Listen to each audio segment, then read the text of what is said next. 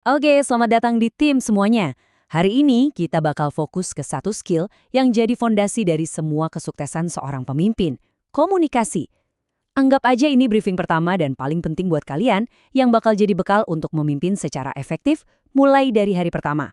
Saya mau mulai dengan satu pertanyaan langsung. Coba deh pikirin sebentar. Jawabannya hampir di setiap kasus, ya, cuma satu. Dan ini bukan soal kurangnya talenta atau dana loh, ini sesuatu yang jauh lebih fundamental. Nah, ini dia nih musuh utama kita.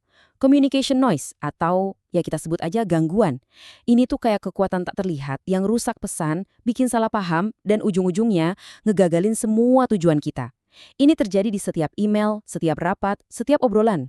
Tugas kalian sebagai pemimpin adalah jadi ahli dalam mendeteksi dan ya menyingkirkan gangguan ini. Oke, sekarang kita bedah lebih dalam lagi ya. Penting banget buat kita sadar kalau miskomunikasi ini bukan cuma masalah soft skill sepele. Ini masalah bisnis yang biayanya nyata dan besar. Seperti yang bisa kalian lihat di sini, gangguan ini bukan teori doang. Dampaknya ke bisnis tuh nyata banget dan menyakitkan. Kita ngomongin soal strategi yang jadi berantakan cuma karena instruksi dari atas gak nyampe dengan jelas. Atau peluncuran produk yang gagal total karena tim marketing sama tim engineering gak sinkron, klien gede bisa lepas gitu aja karena keluhan mereka kita salah tangkep. Bahkan, motivasi karyawan yang anjlok itu sering banget akarnya dari kurangnya feedback yang jelas. Nah, ini semua kan biaya langsung buat perusahaan. Rugi pendapatan, rugi reputasi. Oke, kita udah tahu masalahnya apa. Sekarang, gimana cara ngatasinnya? Ya, kita harus diagnosa dulu. Buat bisa ngatasin gangguan, kita perlu tahu persis di mana dia sembunyi. Jadi, yuk kita bedah proses komunikasinya buat lihat di mana aja titik-titik lemahnya. Coba perhatikan diagram ini. Ini tuh perjalanan sebuah ide, dari kepala kalian sampai ke kepala anggota tim kalian. Mulai dari tahap 1, kalian punya ide. Terus, di tahap 2, ide itu diubah jadi pesan. Ini namanya encoding. Tahap 3, kalian kirim lewat sebuah saluran, bisa email, bisa meeting. Tapi lihat deh, noise atau gangguan ini bisa nyarang di mana aja. Salurannya bisa aja bermasalah.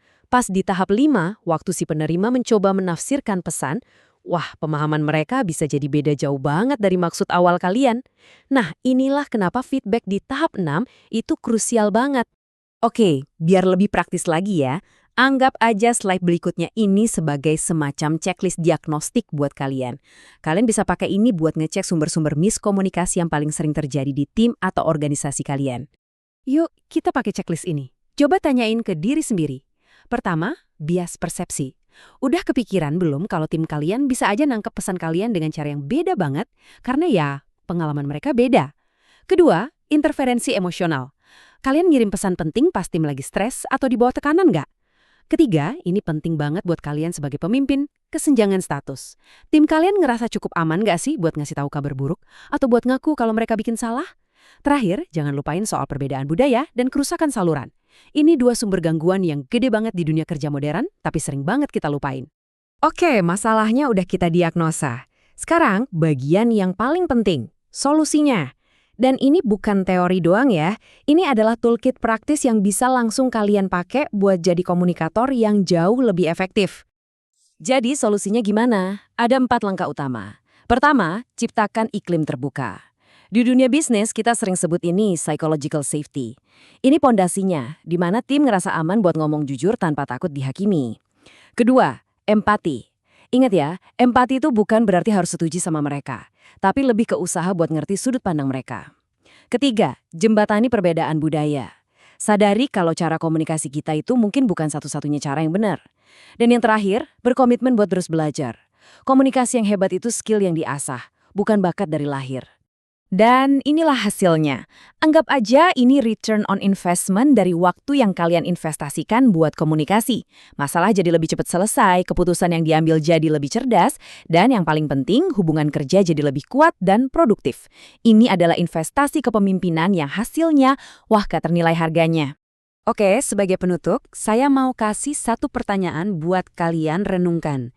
Dari semua gangguan yang udah kita bahas, bias persepsi, kesenjangan status, emosi, kira-kira mana yang paling mendesak buat kalian beresin di tim kalian sekarang juga?